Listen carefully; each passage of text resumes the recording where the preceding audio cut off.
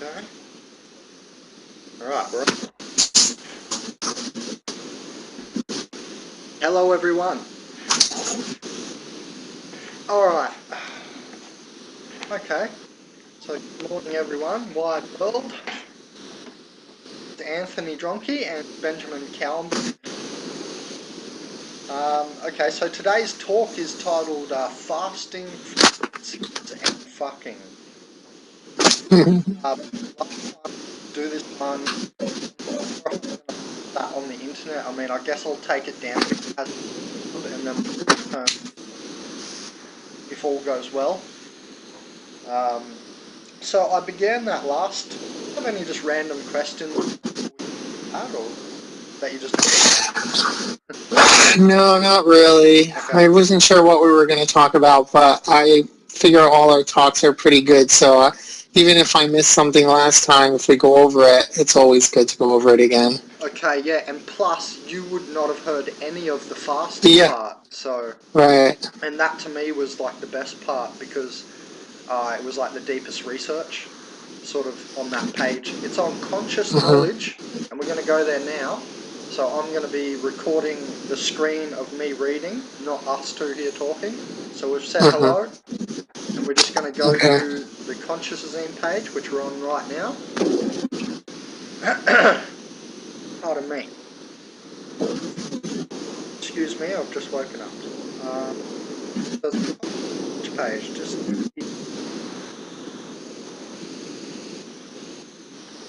This was initiated by a friend of mine, Starseed, but she didn't want to keep going with it, so I've taken it over. So it's kind of a member page, but it's kind of a subject page. Anyway, let's go past the beautiful artwork there. Excuse me 1 second. So we're not seeing that. I'm not seeing that on the screen. No, you're not. It's recording it. Okay. Okay. Are you seeing me?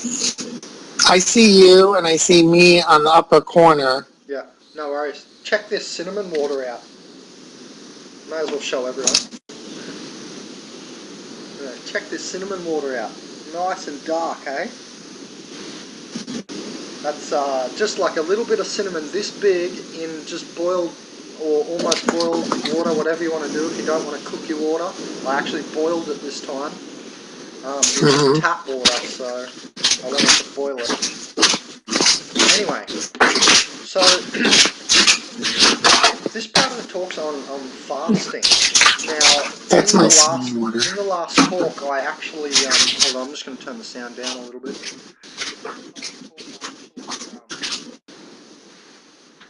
Started off showing my note on what I ate in my last fast, and I'm not going to go dig it back up, it's on that other video, but it was something like the first day I ate like one, hold on, I'm going to get me on the screen again. I ate like this much of an egg and spinach cake, so I had like literally one bite. And that was my dinner, and then I had one slice of tomato with some Himalaya salt, and that was my food for that first day.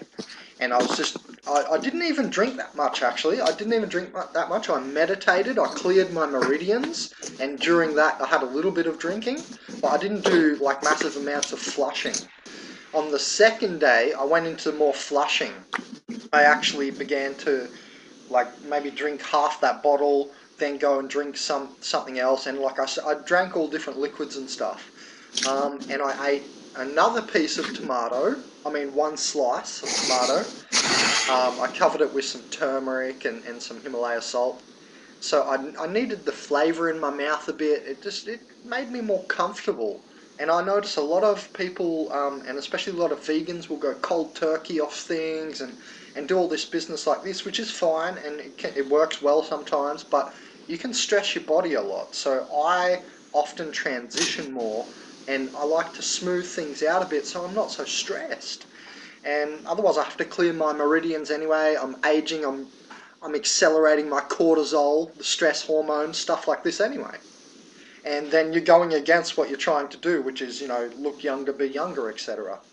Right? So often I try not to stress my body too much when I'm doing fasting or transitioning of any type. Over the years, slowly. Anyway, so the third day, I think I found a mulberry bush, and I'm glad that I took a handful of mulberries, because the other day I went back there and they're not there anymore. So I am very glad I took that handful of mulberries. You know, it had a few essential nutrients and stuff, some sugar maybe to keep me going, some iron. You know, they're 10% iron or something in mulberry. So I had another slice of tomato, and I was drinking and I was clearing again. And I think on the fourth day I began to eat a little bit of food again. And another thing I did on that third and second day was rub on my gums turmeric. So if you don't know about turmeric, it apparently interacts with 700 genes. Now we know that vitamin D interacts with 10% of us. So it's, what is it, we have 30,000 genes. So 10% of that's about 2,000 to 3,000 genetic interactions from vitamin D. I don't know what's under that. So far as I know, the next best thing is turmeric in the food world. I haven't, you know, not to say that there isn't anything in between, but that's all I've found out so far. So turmeric to me is very high up. I've heard people complain about it has oxalates or something too high, and you know, oxalates can give you weird calcium diseases and stuff, but I'm not so sure. Other people have complained that Dr. Zebi says that the turmeric is man-made and so you should avoid it. Well, I don't know, that's up to you. I think it's one of the miracle foods out there, and I call turmeric almost a superfood because of those genetic interactions, you know. I don't even know if goji berry is doing anything that good. So anyway, that was generally my fast. That's called calorie restriction because I did eat something, even though it was a small amount. So that's what, if you look up on the internet now, that's what they're all talking about. They're talking about, hey, there might not be any need to just go out and fast. We can just probably calorie restrict. So it's up to you. You know, you can do 10-day water fasts and etc. And that's all up to you. It depends what you want to do. I wanted to do that. I was trying to heal my mouth at the time, and like heal my gums, my teeth and stuff with the turmeric. And I was also trying to clear my body of toxins a bit, and mainly clear my energy channels. So I had a certain goal going into the fast, and that's what I recommend everyone does. You know, just whatever fast you do, whatever type it is, if it's just calorie restriction for a week or a couple of days, and then, you know, you eat again normally for a couple of weeks, and then you calorie restrict again for a week, and you go around a cycle like that. Or if you try and go 21 days with just water and juice or something, you know, that's up to you, what you want to do. I can't wait to do the juice one. As soon as I get a juice, I'm going to try and do a like 21-day juice fast, because I've never done it, because I've never had a good juicer. So anyway, so on the screen we're looking at HRM. I've forgotten his name, but HRM is his initials. Oh, here it is. Hira Ratan Manek. So this guy here has invented the sun-gazing methodology, and we're going to go into that in a second. So let's just read this quickly. Traditionally, human beings eat secondary sources of energy, and that's an important point. You know, vegans always talk about that when they have their pictures of the gorilla, and they have a picture of an elephant, and it says, yes, I'm vegan, where do you think I get my protein from? Because they eat a lot of plants. You know, I've heard gorillas eat something like 100 different plants a day. None of us are doing this. I don't know anybody that eats 100 different plants a day, right? So no wonder they're so big. However, that's the reason they are so big, because they are getting their protein, but they're eating all day. Now, we can't do that because we're humans, we've got busy lives, etc. You know, we're doing things. So we're not going to sit around just eating all day. But it shows you that it can be done. Anyway, and it's just an important point. We're eating a secondary source, so it's already recycled, and the meaning is impurity. You know, if we want to go more and more pure, and, you know, purity is its own reward, then we want to obviously go towards light. It's the same with our renewable energies, and we want to get away from coal and oil. It's dirtier. It's not as pure.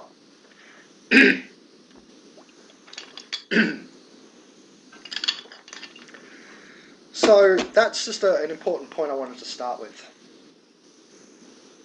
So, since the brain is powerful information processor and the retina and pineal gland, third eye so to speak, however the pineal gland is not the third eye, it's not a chakra, therefore it's not a third eye chakra, therefore it's a gland in the body and a physical makeup.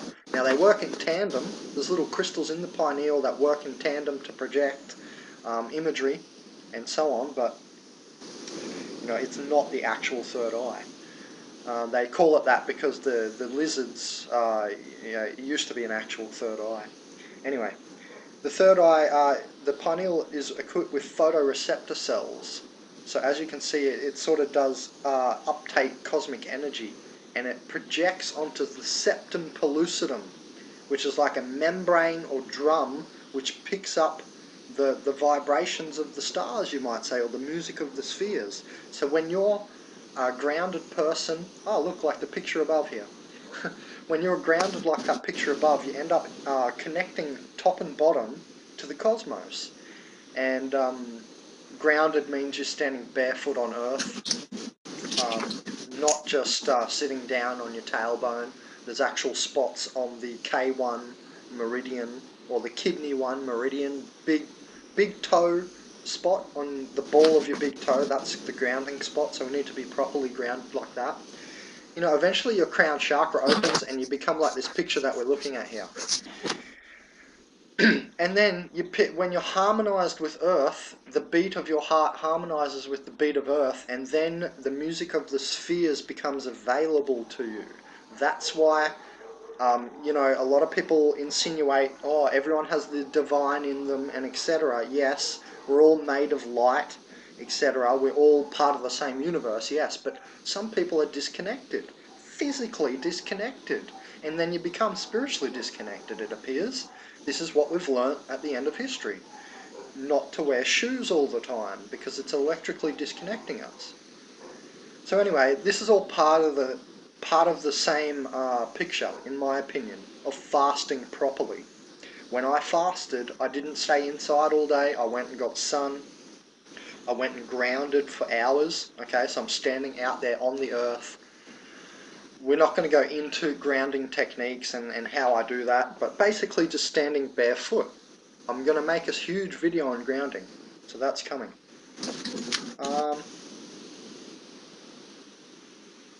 Additionally, the rays of the sun with their 7 colours, the electromagnetic spectrum, contain a cure for all kinds of diseases such as Alzheimer's, Parkinson's, obesity, arthritis, osteoporosis, cancer, mental illness, and many others. So the point is, you know, the sun is turning on 10% of you. That probably rolls over to be even more than 10%. And, you know, then your body basically ticks up its metabolism. It's like a choo-choo train. When you get grounded, and when you're sun gazing and you're grounding and you're drinking good water, your body starts to really be able to pick up its chi energy, and it's like a choo-choo train. It slowly picks up, like the old steam engines. They slowly pick up, slowly pick up. So after an hour, your metabolism is raging. Chi energy is metabolistic energy, it's movement energy, as opposed to Jing and Shen aura energy and Wu Ji of the top Jan or Tan Chen energy. So the Chi energy will start to pick up like a choo-choo train. That's how I like to tell people in an analogy these days. So HRM, this guy, experimented on his body for 3 years and devised this method based on trial and error.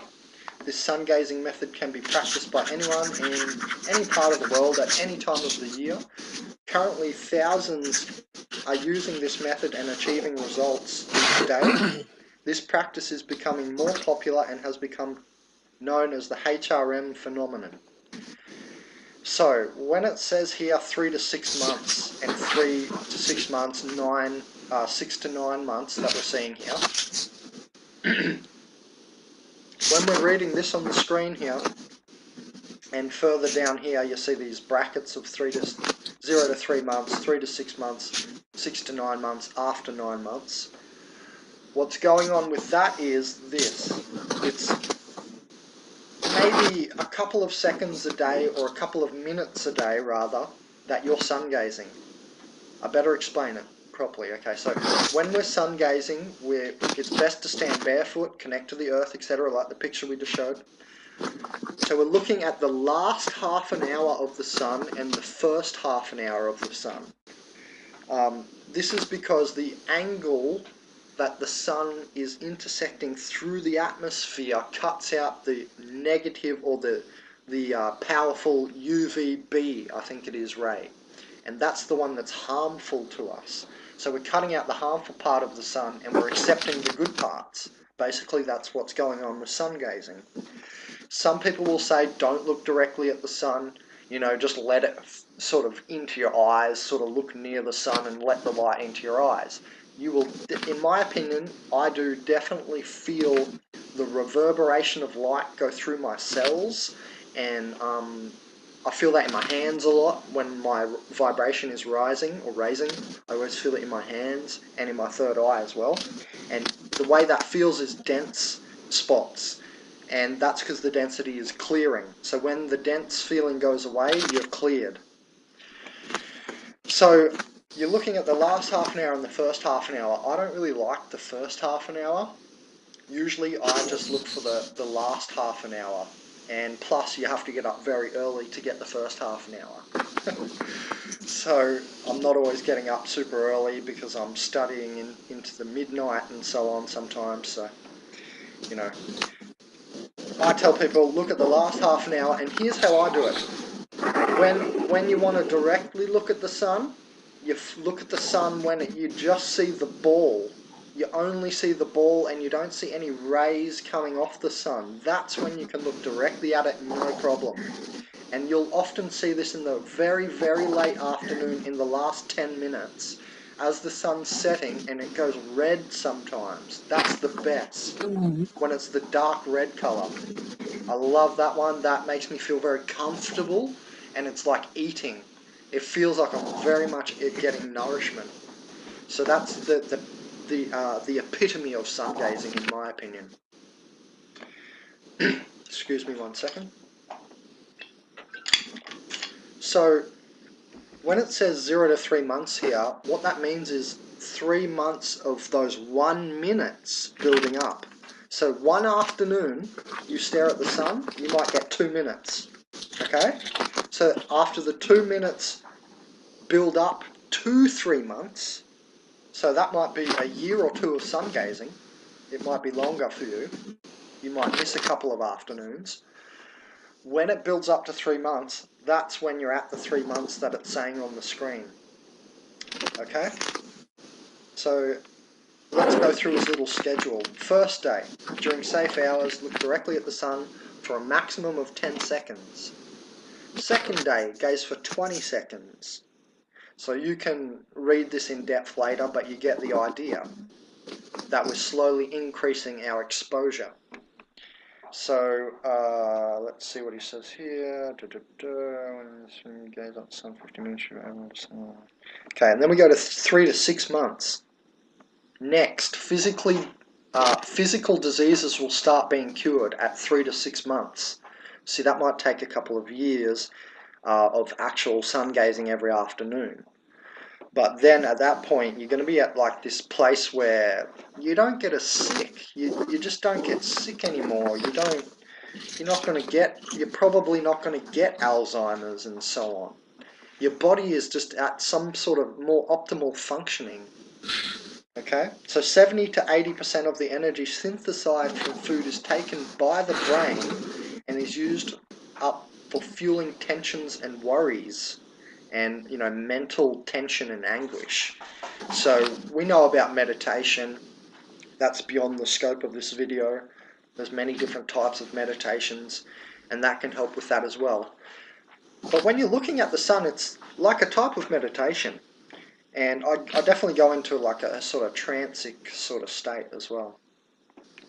Um, when you reach 30 minutes duration of continuously looking at the sun, so you get your full half an hour, that's called the safe zone, the last half an hour of the day, possibly the first half an hour of the day that you're doing also. So when you get that full 30 minutes, when you're looking at the sun for 30 minutes, you will slowly be liberated from physical disease. Like I was saying, like you just won't get sick anymore. Look, a bug may get into your system and you might get sick if it, say you're sucking on a bong with your friends, you're having a cone with your friend, and you suck, he's got a cold, you suck on the same bong, you're probably going to get the cold. But if you're on the bus or an airplane, someone's got a cold, you're not going to get it anymore. It doesn't seem to hit home, and what I've noticed is I can even get a virus in me, feel the effect of it starting to drain my system, and then I can still push it off. I can go ground, go drink a little bit of water, and I can mentally push this thing off. Now, I've read something about one sick atom affects the atoms around it, and so it's in the other way, or the opposite notion as well.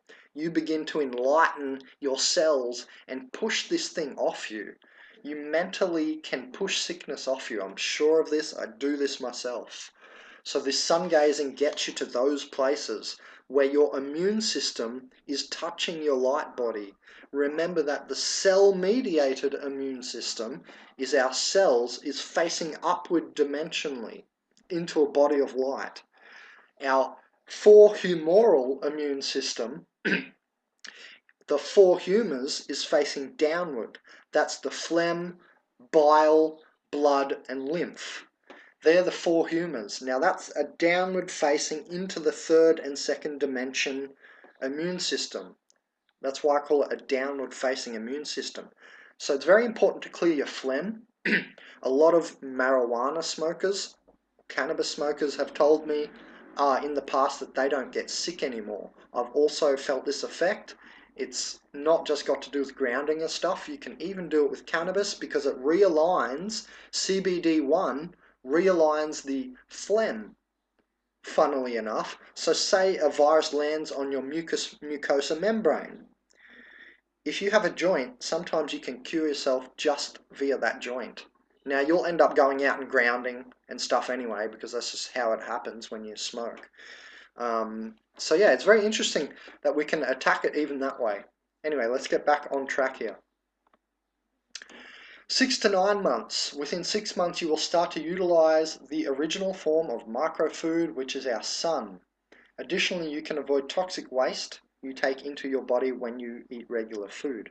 7.5 months and 35 minutes of sun gazing is when hunger starts decreasing noticeably. The need for food intake decreases. Okay.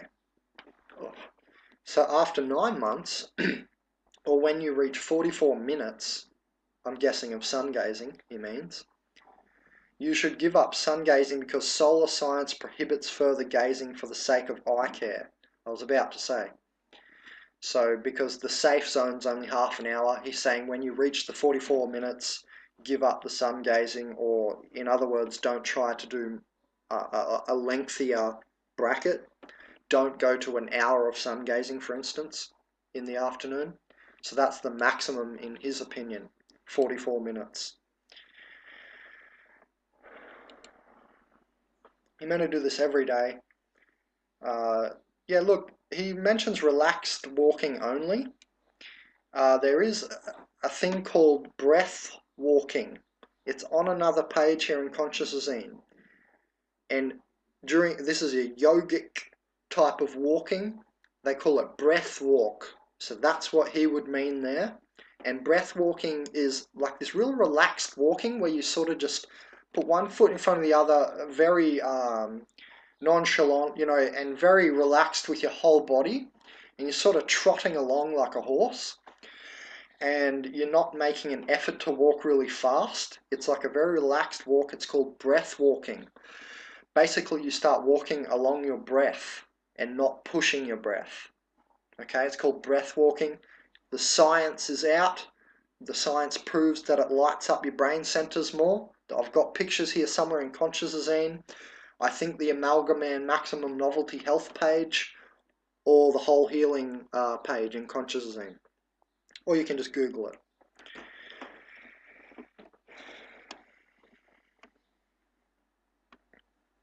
So, HRM has been reported and confirmed to be observed in, I think at Johns Hopkins University, doctors from his native India, as well as scientists from Penn State and Thomas Jefferson University in USA, have independently verified this phenomenon, or HRM.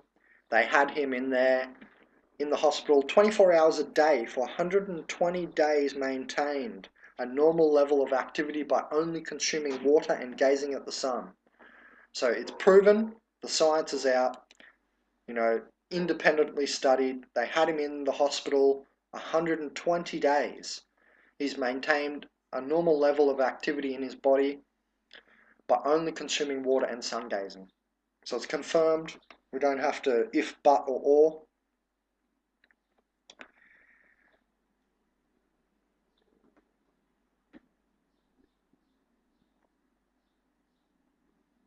There's a few good links here on, Bruce Lipton's Biology of Perception, which is basically about epigenetics, and the Melanology Show by Dr. Jewel Pookrams.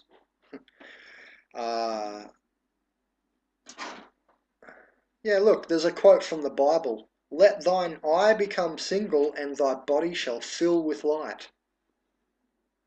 Oh shit, are you still there? Oh, he's not there.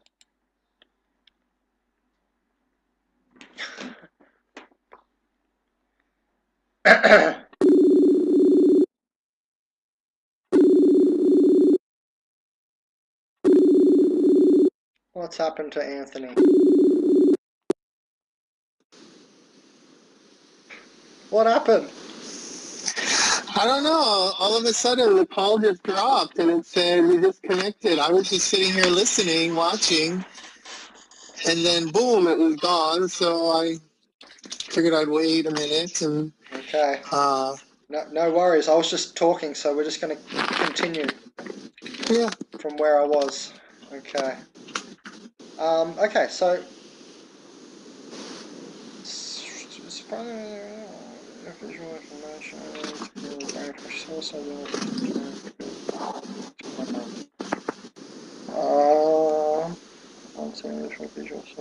So it's just saying here something about logical reasoning and reaction time all improved with exposure to bright light. Like the alertness of the brain firing up, basically. And that was to do with neurotropics or something as well. Or maybe that's just the link. Oh no, that's just the link. Okay, anyway.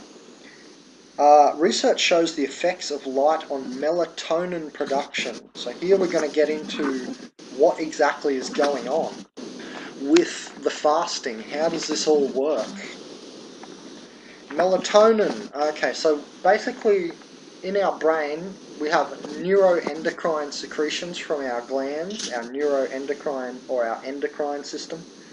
In our neuroendocrine system in the pineal pituitary, we get created 5-HTP, which goes to serotonin, which goes to bufotenin, which goes to melatonin, which goes to DMT, or dimethyltryptamine.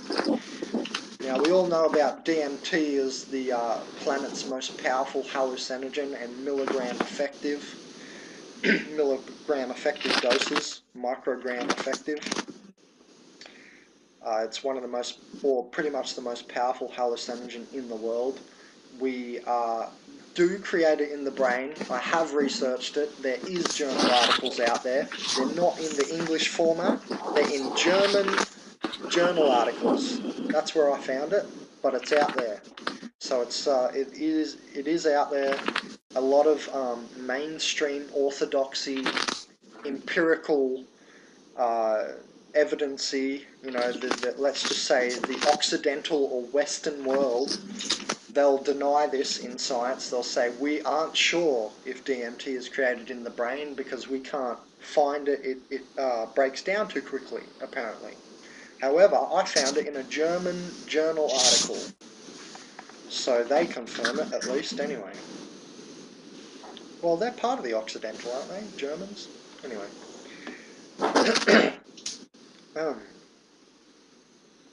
So yeah, also, before we read that different light wavelengths have different effects on the human body and melatonin production, it says here. Now it's interesting because the same thing happens with plants. I put that in a video years ago where the 10 AM sun does a different chemical reaction in the plant than the 4 PM sun. So it's the same for the human. The different time of day sun is giving us different rays and does different things for our body. So yeah, you know how they say stay out of the midday sun, you'll get skin cancer more if you're in the midday sun, and things like that. Anyway, that adds to it. The shortest wavelengths, what we see as dark blue, cause the greatest drop in melatonin. What is particularly interesting is that the rods and cones in the retina barely detect this wavelength of light. Skeen concluded that there must be a third, still unknown type of photoreceptor that tells the brain when to stop making melatonin. Interesting. David Burson of Brown University went on to confirm that a new type of photoreceptor exists. Burson described them as a type of retinal ganglion cell. These cells extend long projection into a part of the brain called suprachiasmatic nucleus. They transmit information directly from the eyes into the region of the brain that regulates the circadian clock. And these photoreceptors are the sensor in the pineal gland that receive the blue light, which signals to the pineal gland to stop producing melatonin. What the tests found was that there are two completely separate systems in operation in our eyes. One using rods and cones allows us to see things. The second controls the release of melatonin. These photoreceptors receive information directly from the eye to the part of the brain that regulates our body clock or circadian rhythm. In 2003, it was confirmed by Lockley et al. That shorter wavelengths of light have a greater effect on melatonin production, the short 460 nanometer wavelength. And 460 looks to me to be in between, it's just above 420 and 450, which is the pink and the purple rays. Wavelength of light suppress melatonin twice as much as longer 555 nanometer light, which I'm not sure what 555 colour is. The wavelength best seen by the human eye. So there it is confirmed that the different rays do different things, and especially in consideration of melatonin production. And melatonin is really important, as we're going to discover in a minute. It's a huge antioxidant and more.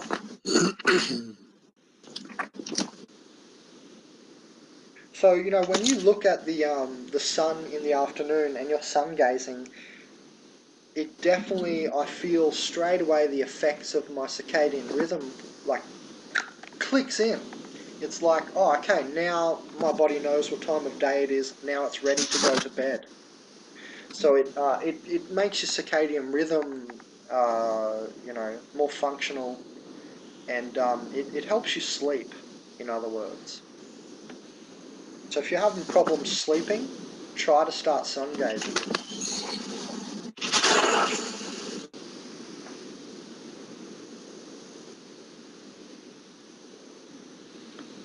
So exposed to the subjects who were exposed to indigo blue light with a wavelength of 460, so that's when it starts to go into the blue spectrum, okay, above 450. So 460 nanometer, green-yellow light with a wavelength of 550 nanometer, or complete darkness. The researchers then monitored each subject's sleep-waking cycles. Subjects in complete darkness showed normal nighttime trends of reduced core body temperature, slower heart rates, higher melatonin production, and increased sleepiness. Exposing subjects to indigo blue light suppressed melatonin production and other normal nighttime trends. Green-yellow light had a minimal effect. Okay.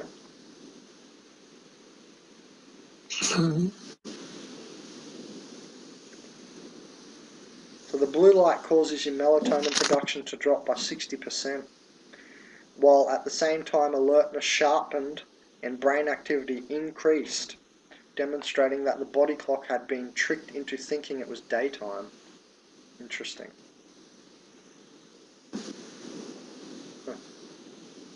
So the 480 nanometer, which the retinal ganglia are so sensitive to, is in the blue spectrum.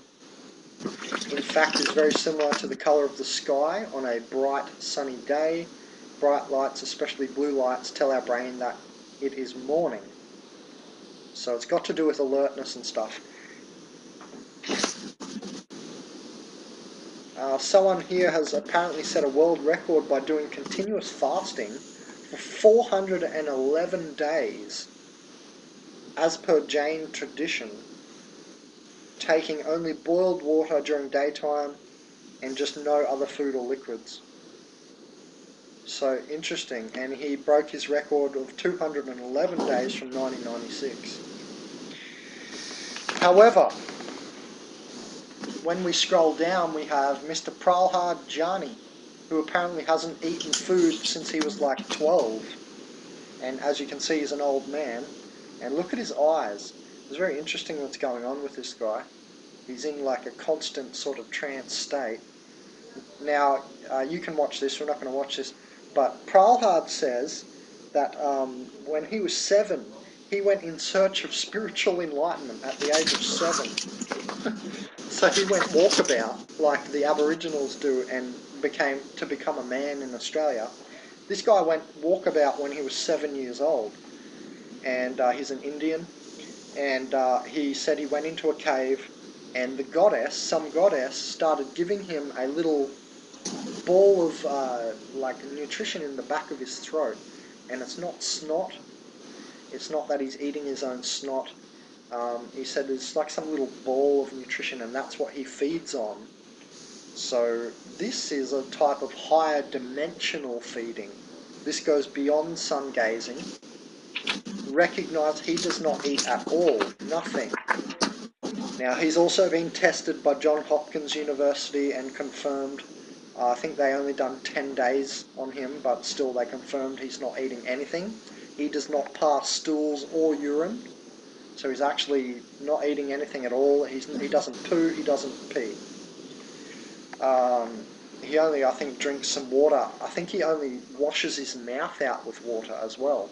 I don't think he even drinks it, which is very interesting because that's a move beyond HRM. HRM still drinks teas. I think he said he sometimes takes a lozenge or something. So this is even beyond that. He's not taking in any liquid or solid food. Now, this has got to do with things like when you open your microcosmic channel, everyone knows about bringing energy up the governor channel, up the back, and then you drop it down the front in the microcosmic orbit. I have a video up online because Mantak Chia's video, he had 26 10-minute videos which got taken down for copyright for some reason. I've now put up a video which is, I think, like 2 hours long on the microcosmic orbit, which was the best one I have seen up on YouTube since, because all the other ones were like some guy sitting down by the river and doing the microcosmic orbit but not explaining anything about it. So, crappy video, mate. Anyway, so in my video I explain everything to do with the microcosmic, the basic stuff anyway, the main sort of points. And it's about a circuit in our body which circulates up the back and down the front. And the frontal channel is called the frontal functional channel. When we open the frontal functional channel from the third eye and the crown downward, we get these certain energies called Amrita and Amranth. Amaranth is like a foggy mist, and Amrita to me is like a very hard crystal vibration, very high crystal vibration. When you start to do those, you can also begin to feed off this on the palate of your tongue. You'll get a golden sort of elixir. And elixirs are not like tonics. Tonics are things you take to tonify your body. And you take them very regularly. An elixir is something you can take reasonably regularly, and it's something that's always a longevity substance. That's what an elixir is. It's like a life elixir, they say, you know. Even good water can be an elixir. Anyway, so you can watch that video. So that's what's going on with him. He's taking in higher dimensional energies, and he's actually forming them in. So he's being very much a God creator, his own God, and he's taking in higher dimensional energies, and he's converting that into actual physical stuff in the back of his throat, and then feeding off that for nourishment. Anyway, he's 83 years old. He lives in a cave near Amba something temple in India. They put him under 24-hour observation in front of cameras. He didn't take in any food or water in the 15 days he was in hospital. You can watch the video above and it shows you all about that. Okay. What's more is his brain resembles that of a 25-year-old man at 83 years of age. So you can see he looks pretty good for an 83-year-old. He's got some wrinkles, but oh well. That's probably because he doesn't drink water.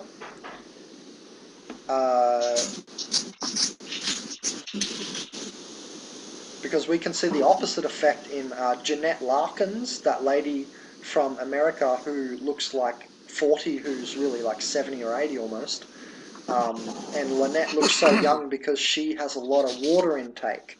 She takes 1 gallon of distilled water a day, and we're not going to go into the dangers of distilled water and all this business because it's like dead water, unvortexed, etc. It doesn't have minerals, but it's working for her. And she also takes sprouts, and sprouts have a lot of pure water. So that's what's going on maybe with his wrinkles, and that's how you can maybe look even younger than Pralhad. Okay, anyway, so 8 weeks is considered the overall threshold of a human's ability to survive without food. And you know, in school they taught me you can't survive more than 3 days without water and more than 7 days without food. Well, that's completely busted here, isn't it? Okay, 1 second, I'm going to take a little break.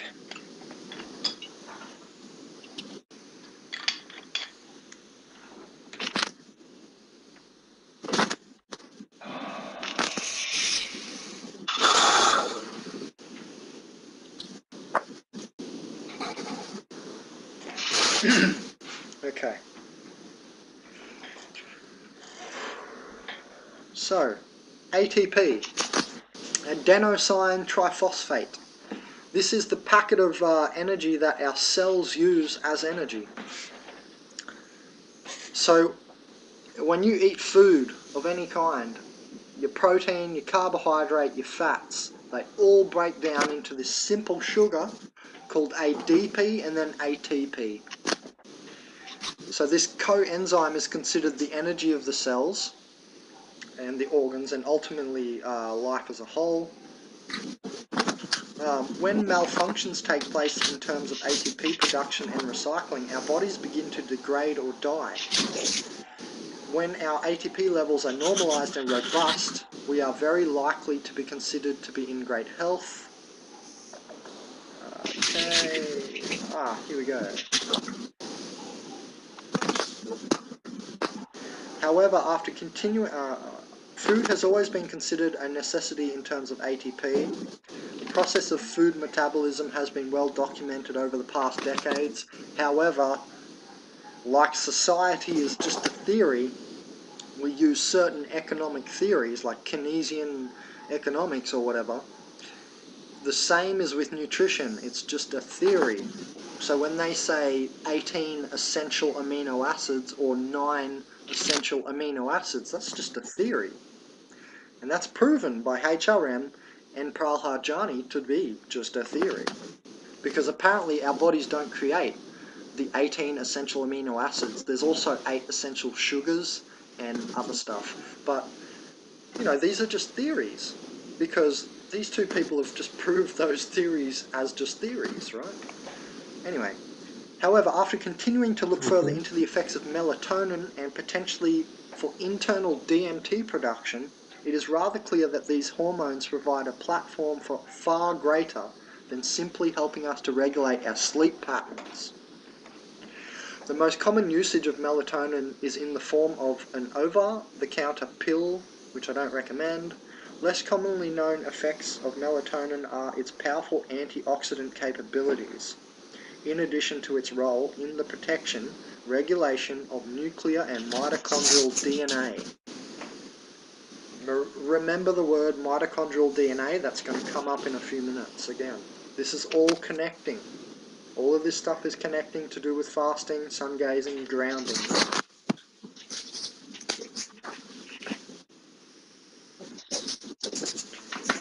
If a person was producing 5 times the amount of melatonin of the average person, which provided all the ATP their body could ever need, how would they be able to deal with those gnawing hunger pains every time lunch time came around? There's 2 hormones that control our hunger, leptin and ghrelin. Leptin is thought to have at least 2 major functions. First, it binds receptors in the appetite center of the brain, regulating brain cells that tell you how much to eat. Second, it increases sympathetic nervous system activity, which stimulates fatty tissue to burn energy. Ladies, who are all on your diets and all this, higher levels of leptin in the body lead to appetite suppression. Ghrelin is released primarily in the stomach and is known as the appetite increaser hormone. So we have leptin, which decreases, and ghrelin, which increases hunger. When the stomach is empty, ghrelin is secreted. When the stomach is stretched from eating, secretion stops. An interesting observation made in Journal of Comparative Neurology in 2012 is that the receptor for ghrelin is found on the same exact cells in the brain as the receptor for leptin. The relationship between these 2 hormones, leptin and ghrelin, and melatonin is an intriguing one to say the least. Another study by some other people here, as well as another one over here, shows the melatonin appears to have a positive effect on leptin levels. Remember, leptin decreases hunger. So melatonin, which is increased via sun gazing, decreases leptin, which decreases hunger. So now we have the full pathway, which also melatonin creates ATP and antioxidation in our body, keeping us younger. So we have all the connections right here. Almost all of them are we're coming into it. While the experiments took place in mice, rats and minks being fed externally derived melatonin, it's interesting nonetheless, yeah, blah blah blah. We know it happens in humans because we have Pralhadjani and HRM. It is also rather intriguing that melatonin appears to have a negative effect on ghrelin levels. So ghrelin decreases and leptin increases from melatonin. Interesting stuff. 2 studies there outline melatonin's role in appetite regulation of zebrafish.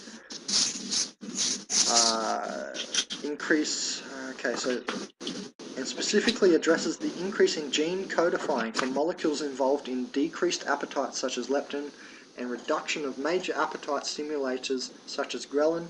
It appears as though melatonin's profound effects on leptin and ghrelin levels within the body can answer our question about dealing with that gnawing hunger pain. So there you go, we've answered that question. You can look further into this. A 24 48 hour fast induced increased levels of melatonin. Investigated tissues, particularly the stomach and the brain.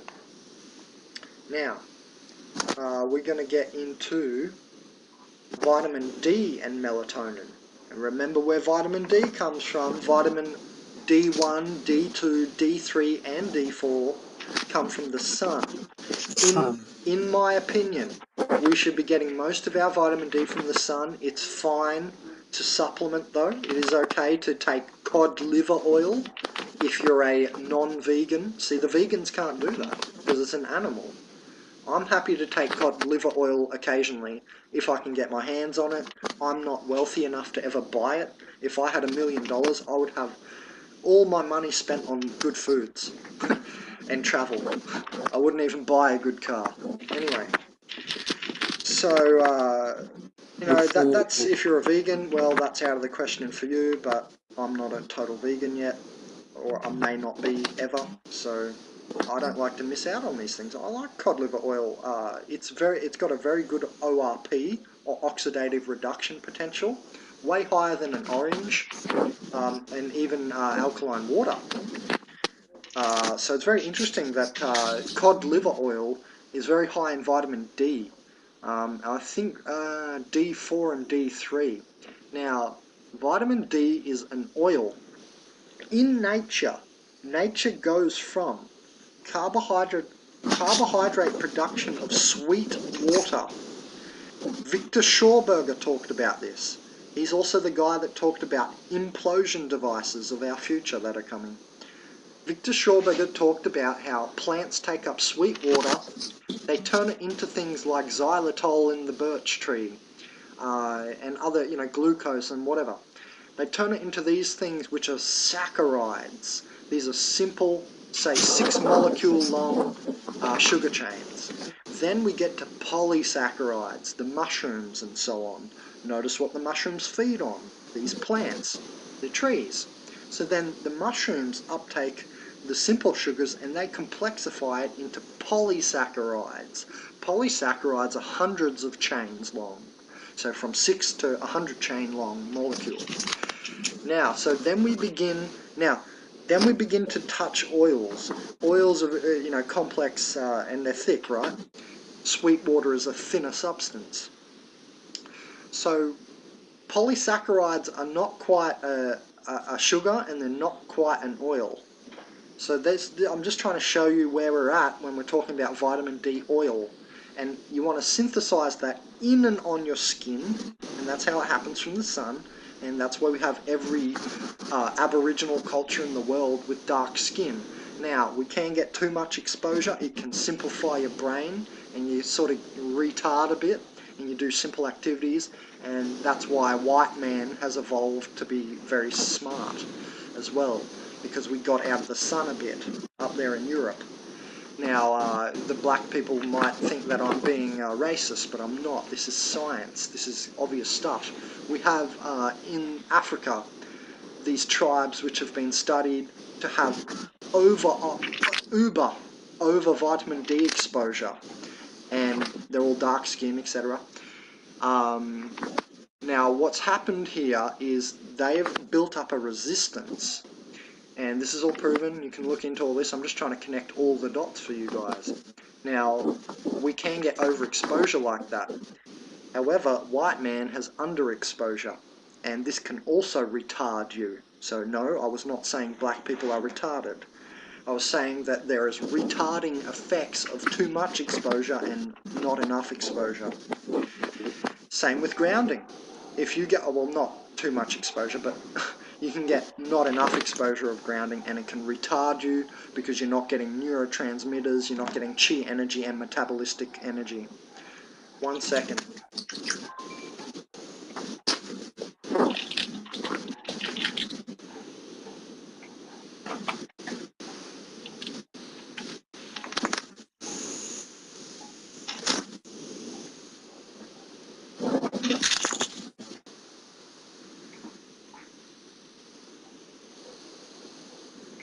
Okay, sorry, I just had to message a friend. He's going to come around, we're going to go mushroom hunting.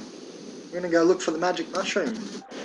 He's got a motorbike, so I'm going to go into the country and we're going to attempt to find the Psilocybe cubensis or Psilocybe cubensis.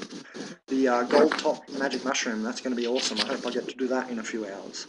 Okay, anyway, let's continue. we were up to vitamin D. So vitamin D synthesizes, and largely in our skin oil with the sebum production, and that's why we don't want to use, you guessed it, synthetic shower products and shampoos and conditioners and all this wacky business. This takes out the sebum production. Sebum is our natural skin oil. It also helps synthesize vitamin D oil from the sun. Now, this is why I only shower in coconut oil and olive oil infused with things like oregano oil and stuff like that. You know, you just get your olive oil, put it in the sun, infuse thyme leaves, infuse oregano leaves, rosemary leaves, and then you've got yourself an antibacterial, antifungal, anti-etc. oil, which is better for you than any shampoo or any body wash out there. Plus, you're not wrecking your skin sebum production, and you're going to be able to create better synthesis of vitamin D, which is oily in nature. In my opinion, I have not found this research, but in my opinion, vitamin D1 is a thinner version of vitamin D, as opposed to vitamin D4, which is a thicker version. Now, most people will say vitamin D3 is the one that affects us the most. Okay, just to add to all this knowledge. Okay, let's have a look here.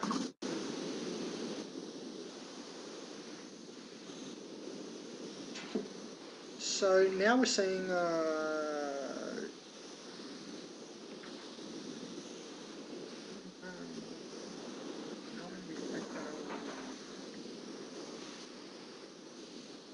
yeah, so remember the negative effect of blue light, mobile phone, television, computer on melatonin levels.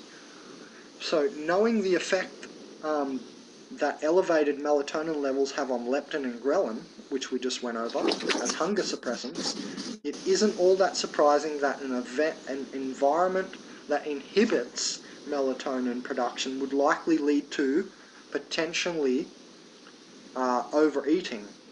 So when we're in a lot of blue light from mobile phones, television, computer, ghrelin is switched on, in other words, because the melatonin is affected. Okay, so alright, we're not going to go into that. More on sun gazing. Some PhD guy saying something. What do we got here? Manic. More on sun gazing. Breatharianism. Just in case someone doesn't know what breatharian is, this is basically what we're talking about. Fasting is breatharianism.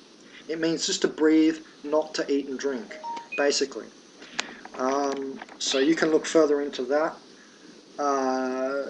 There's some more studies here on nighttime plasma melatonin levels. We're going to shoot past all this. So look at that. Look, I've got tons of studies here. Go nuts. Look into it as much as you want. A study was published on the effects of diaphragmatic breathing, which means breathing through your diaphragm in your chest, and its effect on the body. The study concluded that the diaphragmatic breathing group exhibited approximately 42% higher or greater levels of nocturnal salivary melatonin. So in other words, their humour of phlegm was increasing melatonin levels just via a breathing technique.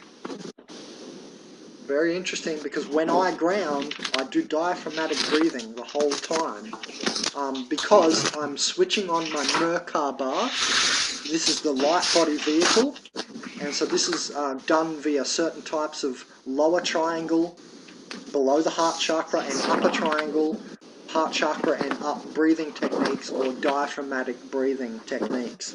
You actually spin these, the bottom triangle of the light body vehicle spins anti-clockwise, and the top one, which many people and the organic portals, the spiritless humans who are disconnected, they have not had the ascension via the higher heart.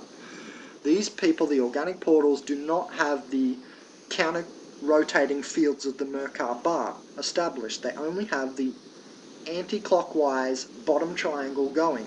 They are in a downward spin, This is why they're inherently psychopathic and negative a lot of the time.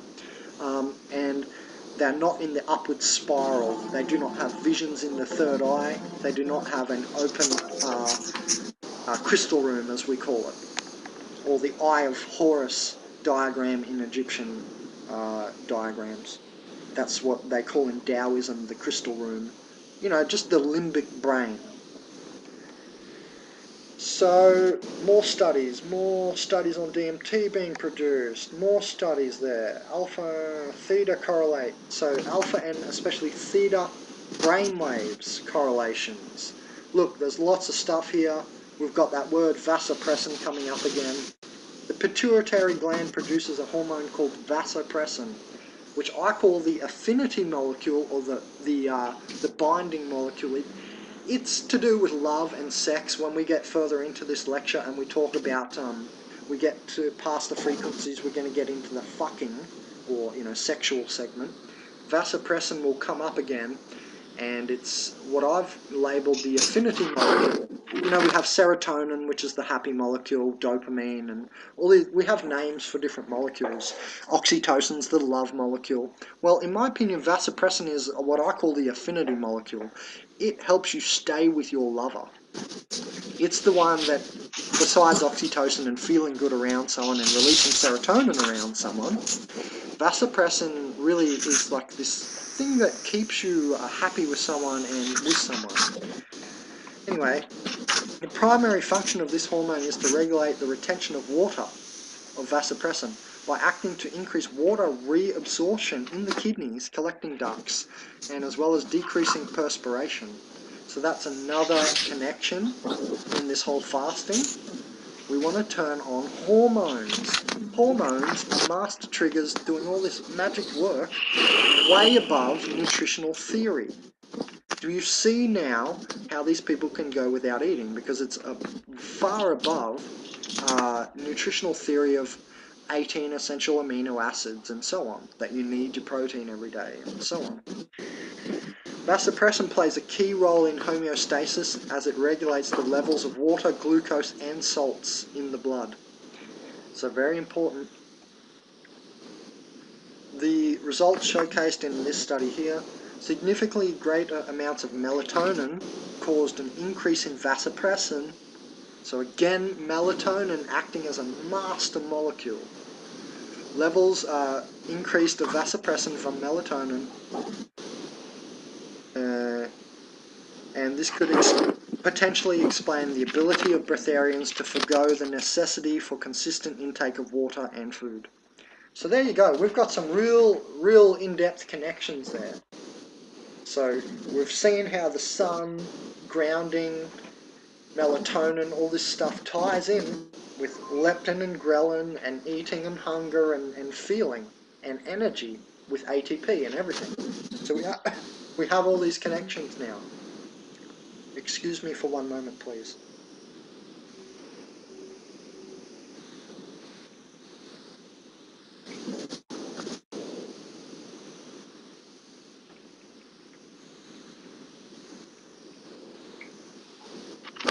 Okay.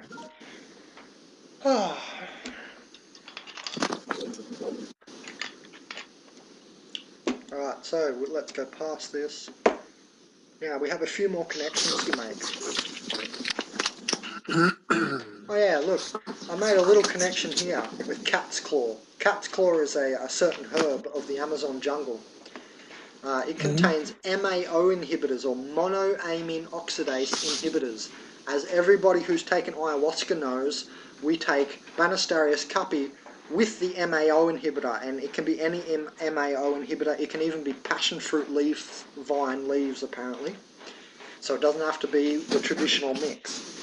So what this means is, so if you take passion fruit leaves, eat a few of those, not only, by the way, we can increase flavonoids in passion fruit leaves to get the effect where you get like a stone. It's similar to cannabis, but without the psychedelic effect. It's more like taking, what's that thing? The pills you take. what are those pills people take and it numbs you out and it drops you down and you can't move. Anthony, do you know what I'm talking about? No, No? I was trying to think. Um, There are pills that people take? yeah, I forgot the name. In what regard, though? Why would they be taking them? Oh, it's on the tip of my tongue. Is it a medical thing? It's for like relaxation. Valium, that's it. Value. Okay, Okay. so we can increase flavonoids in certain vines of passion fruit. And I've had this. I worked at a farm. My boss in North New South Wales, Australia, did this. I've experienced it. I ate 3 leaves, and it felt like I had like a Valium pill or something. When I was younger, I had 1 Valium pill in my whole life just to test it, because my friends were on them, and you know, I was like, yeah, what are you doing? Let me see. I'm a shaman. I want to know. But I don't recommend pills or anything. So we can do that sort of stuff. Now, also, passion fruit leaves have MAO inhibition, and what it says here is it means more natural melatonin and DMT secretion, because MAO inhibition means that DMT does not break down in your stomach. That's what MAO inhibitors do. They stop melatonin and DMT from dissolving in your stomach.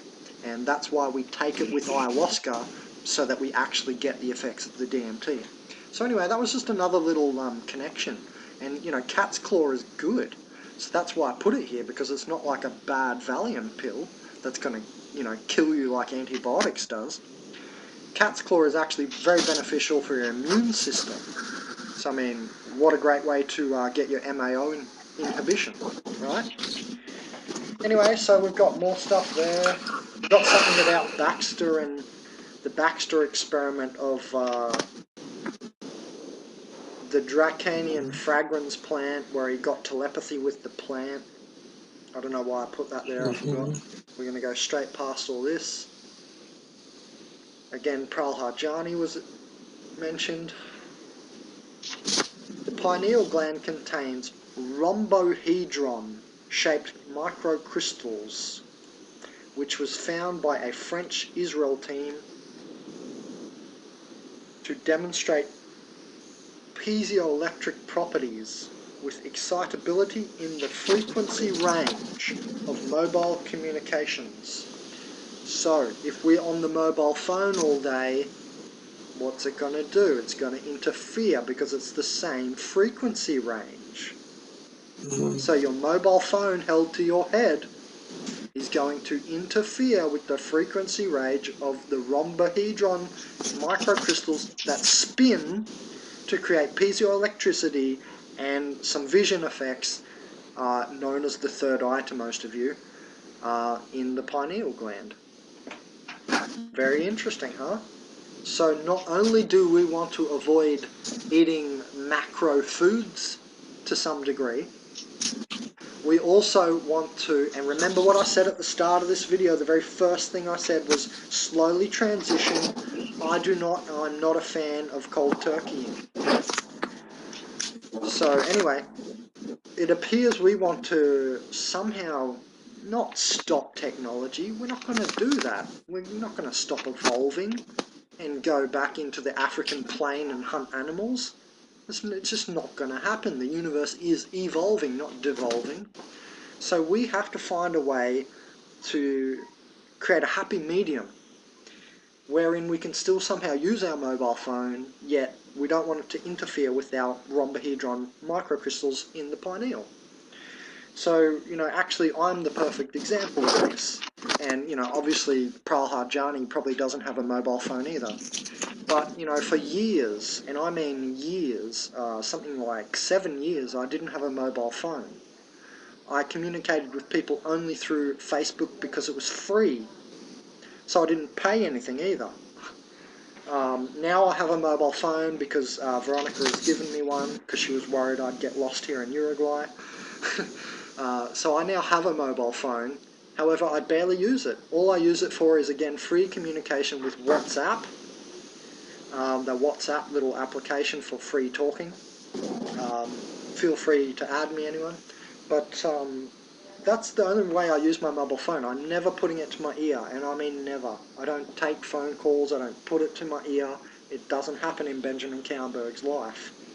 So I feel I've created a happy medium, because I still have the technology, therefore I'm not devolving, and I'm not interfering with my pineal whatsoever, because I never ever take phone calls. So there you go. That's how we can create a happy medium and still have technology. Alright, some stuff here about 5-hydroxytryptamine and 5-HTT, or 5-HTT, which is the precursor to the molecule serotonin, and then bufotenin, then melatonin. So we can see that stress hormone, so serotonin seems to be involved in reducing stress levels. So that's another connection. See this dot? That connects, because you can't be fasting and stressed. Stress will increase your ghrelin, and you'll get hungry. Your stress hormones just make you hungry, I've noticed. I don't have the research here, but I've noticed it from my own experience. Now lastly, let's talk about the mitochondria, which use these ATP packets that we've mentioned. You know, we've also mentioned mushrooms and polysaccharides before. Now, polysaccharides are largely making up the outside of our cells, which is a phospholipid layer on the outside of our cells. And it's also polysaccharidal as well. So it just shows you that what we're doing here is we're talking about us. What do I mean by we're talking about us? Well, we are ourselves, in my opinion. However, we know about the human bacterium microbiome project, which is mapping the bacteria in and on our body, both beneficial bacteria and negative bacteria.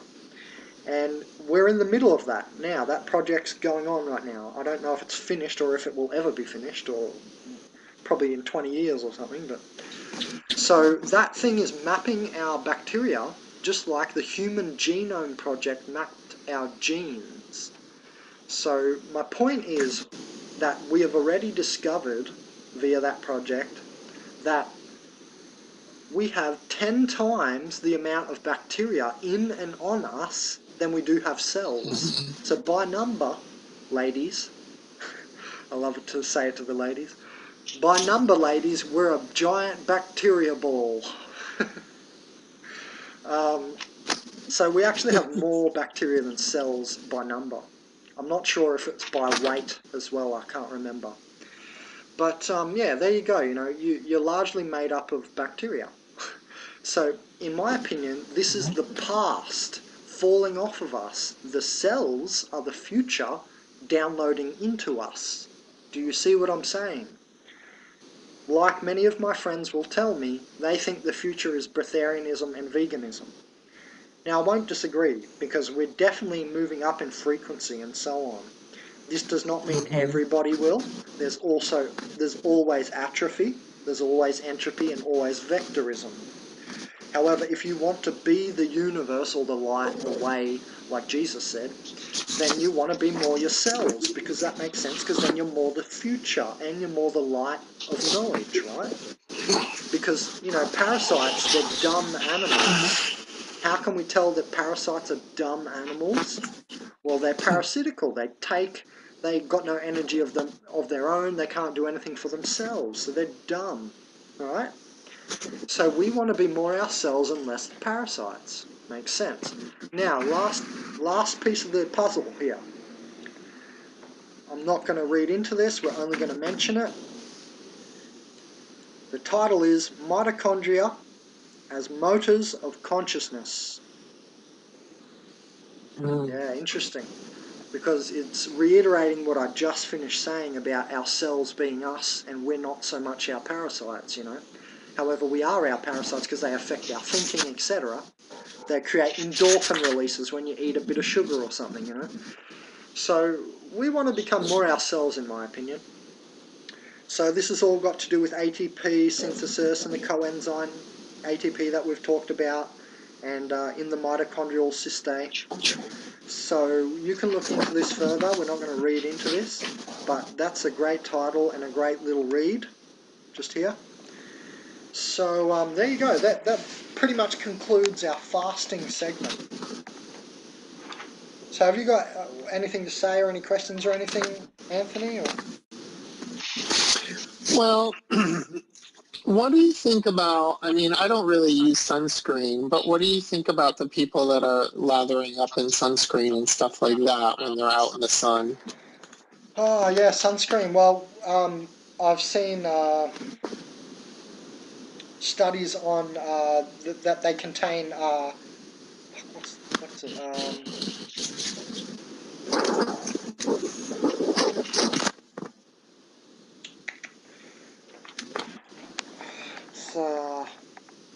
titanium. They contain, I think, titanium oxide or something. And that would be a double oxygen molecule. That's like the fiasco I had with the silica, trying to buy silica at the shop, and the chemists do not do that because it has oxide, which is making you nauseous and oxidative. So this is the opposite of antioxidation.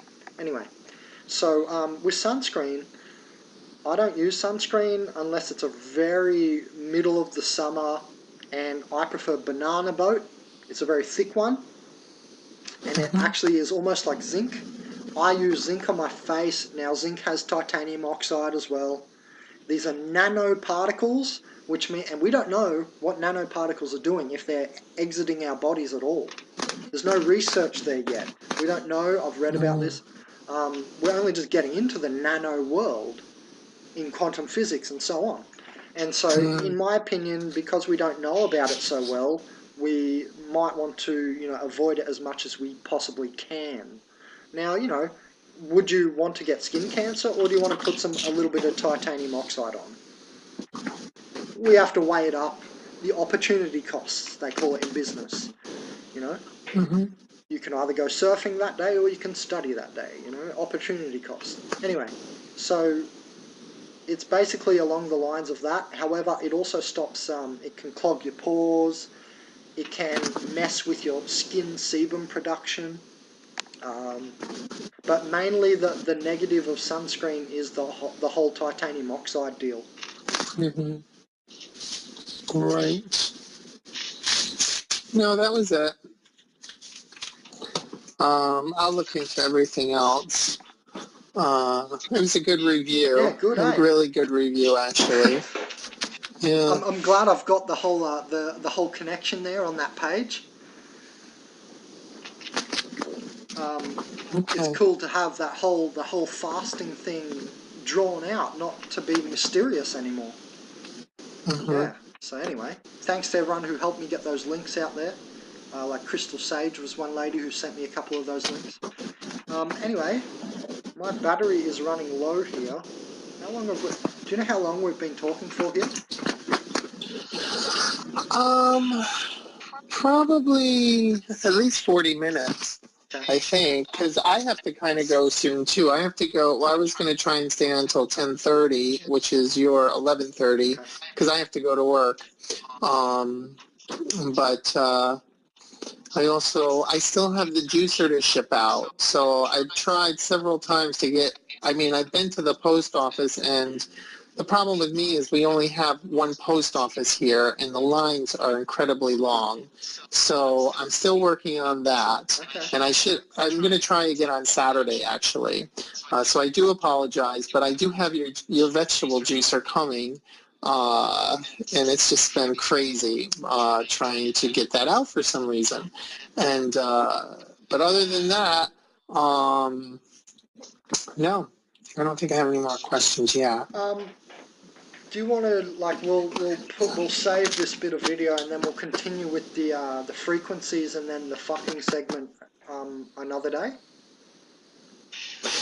Yeah, I guess we'll have to, because like I said, I really only have 10 more minutes, where then I do have to jump in the shower. But yeah, that's no problem. Okay. Maybe maybe Monday. Monday, I'm actually free, and I have Tuesday off. I'm gonna start looking for an apartment because I have to move again. So Monday could be good. Okay. Monday morning, Yep. like around 8 or Yeah, 9. no worries.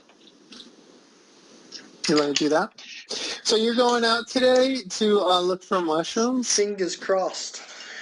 Yeah, my friend. I'm fingers crossing. Yeah. um, um, Facundo is a friend of mine here in Uruguay, and he's got a motorbike, Yeah. a Yamaha. So it's going to be a good way to search for the mushrooms, so we can be quick. Because some farmers might not like you jumping their fence. Oh, the yeah. the quarries of a modern Well, good shaman. luck. Uh, No worries. You'll do it. You'll do it. I have faith. let's So, all let's right. take the last 10 minutes to talk about them.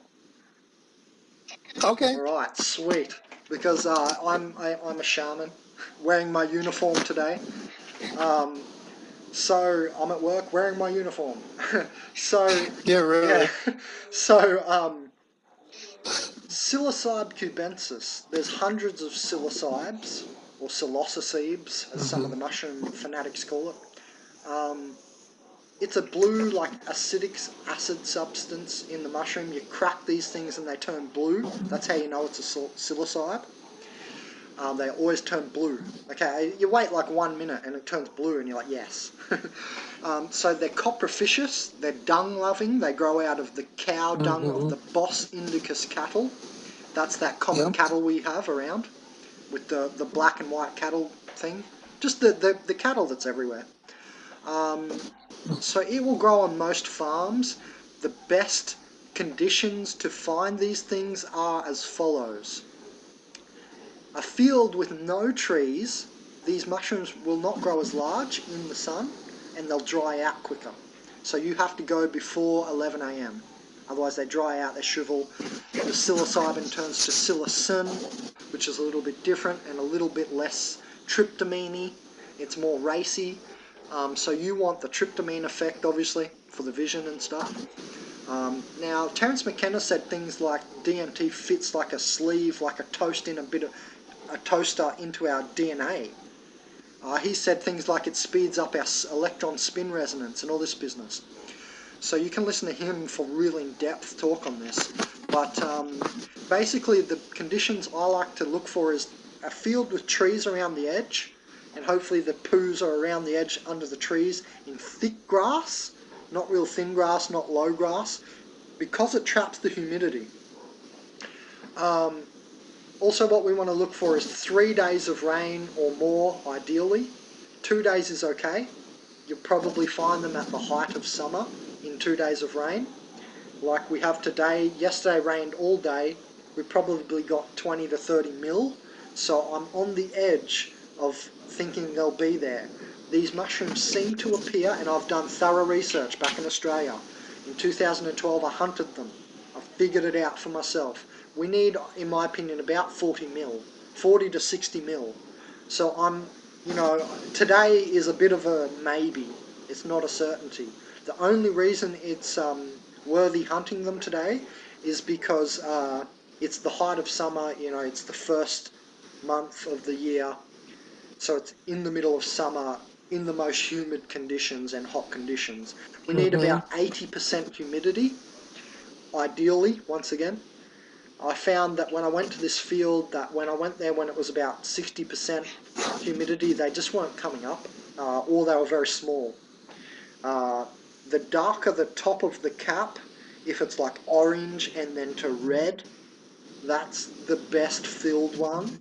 When they're a little bit yellow and lighter, it's not as strong. What else? This goes for 7 hours, so there's no backing out of your enlightenment. There's no, oh hey, I'm hungry now. You're in the trip for 7 hours.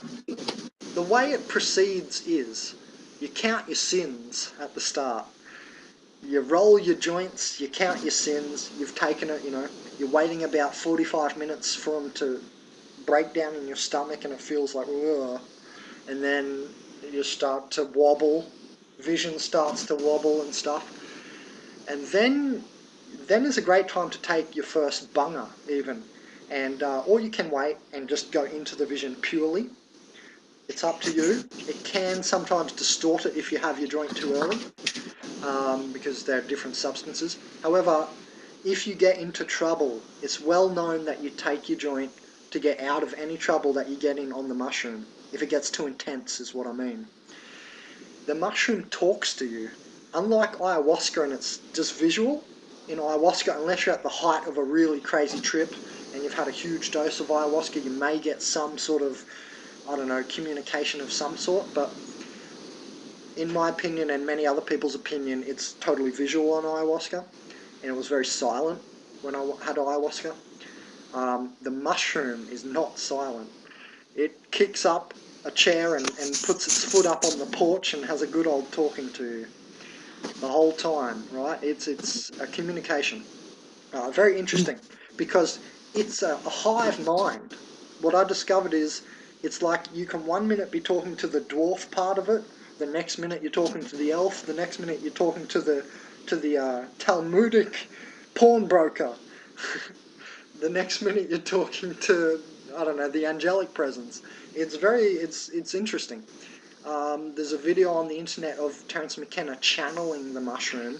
It's called What's So Great About the Mushroom, and in that he's channeling the mushroom and he says, I will gladly trade the knowledge of hyper light speed drives for a place around a less forsaken sun. And so, in other words, they're a long vision thing. They see into the future. Now, they obviously do this through hard pattern matching, which is something we learn in programming.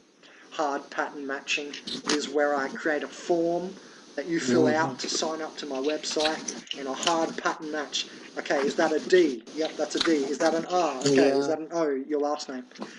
And so, in my opinion, the mushroom is a very, very much a vision device for the future as well. Many things of, let's call it future, will come to you. How much are you taking? Okay, yeah, dosage, very important to mention. So the old heroic dose, it's known, of Terence McKenna's is 5 dried grams. 5. Yeah. But I had 7 dried grams once, and it was very racy because the psilocin, and it wasn't so trippy. It was less trippy. It was less pronounced trippy.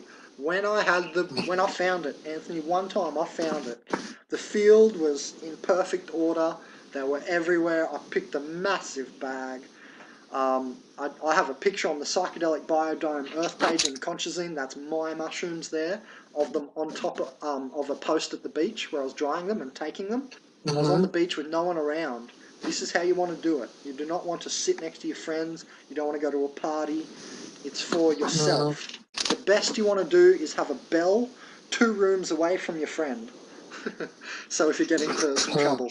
Just in case. Yeah. So anyway. But Terence talks about just being out there picking them and eating them. Yes, that's how I did it, and that's how I recommend it. You want it fresh. You want about 1 or 2 handfuls. You know, the first time maybe take 1, just in case. Yeah. What you do is you take only a little bit to test if you have an allergic reaction. But, you know, your initial time, you don't really want too much more because it can be scary. For a person who hasn't had any psychedelic experience, it can be like, whoa, what the hell is happening to my reality? This changes your whole view on everything you ever thought you knew. These are God foods. They're above superfoods in the vibrational food pyramid. We go from meat to animal discharge to root vegetables to plant leaves to superfoods and heirloom foods and foods closest to the sun like spirulina. That's the vibrational food pyramid. Then you have psychedelics, God foods, hovering outside the food pyramid. Okay? So maybe you have to work your way up. Okay, so dosage. The LD50, which is the lethal dose 50 of MDMA or ecstasy, is far lower. It's like 123 micrograms per gram of your body or something. So the LD50 of psilocybe cubensis mushrooms is roughly a pound before you're going to get like a lethal dose. Now, there's things like strychnine in there though. You don't want to be going to eat a pound. You're not going to eat a pound. You're never going to get to eat the pound. It's too intense. No. You'll probably die of shock, of intensity. Right. So what we do is we take about a handful or 100 grams-ish to 200 grams-ish fresh, which breaks down, I think, when the water goes out of it, to around 10 grams dried. Okay? So that's a good sized dose. That's all you really need. Some people out there are pushing it to 20 grams dried, I've heard, and all this business. You don't really need that. Hey, go ahead if you want to. Especially when it's dried, actually you might want to push it a bit further. But when it's fresh, be careful. They're very, very strong. If you get the big one, a big mushroom, one of those will probably do you. At my best trip, I had one big one. I went, oh my God, that's going to be enough. I went, all right, do it. Barely got it down. Then I had, I think, 2 or 3 medium ones, so maybe that size on the cap with the stem. The stem and the cap act a little bit different too. And then I had about 4 small ones as well. So all up, it was about 2 handfuls. And that, my friend, was a life-changing experience. I could see the darkness in people very instantly. And what I mean by darkness is really, this will never leave me, and it makes my skin crawl. It's like, people talk about it, right? But this makes it real. And it becomes different because it becomes so real and tantalizing, and you feel it so much more, and it's very scary. So this is why people can have bad trips, so to speak. If that happens, you take your joint and you ground and you relax again, and things become better. You get out of the trauma a bit. So be warned. They will show you, and you can ask it to show you more and reveal more, and it often will give you more. So I'm gonna start exploring here in Florida, because there's actually a lot of cattle farms down here in Florida and big fields, and they're really open, but there's not a lot of trees is the thing. And the fields, I don't know what they're grazing on, because the grass down here is different than the grass in the northern states of the country. And the grass down here is very coarse and very sturdy. It's a lot different than the soft grasses that are up in New York, where I'm from originally. But I'm going to see if they're finding the mushrooms down here in the cow patties, and see what that's all about. Because I want to start. I haven't actually taken mushrooms in 20 years, so I'm going to look into that. So you have had them? I had them, yes, when I was living in New York. Dried, though. They were dried. And we used to take them when we were clubbing, going out on the dance floor. So How much? we were also smoking pot. How big was the dose? Well, that's the thing. I don't think I would take a handful of dried mushrooms with the stems and the caps that were already dried, and just chew them up and kind of get the saliva mixed up and then swallow them. And then start tripping on the dance floor. That's about 5 grams a handful of dried mushrooms. Yeah, it's pretty trippy. Well, they call it psilocybin. And it would probably last. They call it psilocybin as well, and it can make you, be silly and stuff. But I'm interested in the knowledge, Well, that's what I'm interested in now. I was more interested back then in just the experience of being with my friends and having fun and being silly and all of that. Now it's more of it's a different level. Yeah.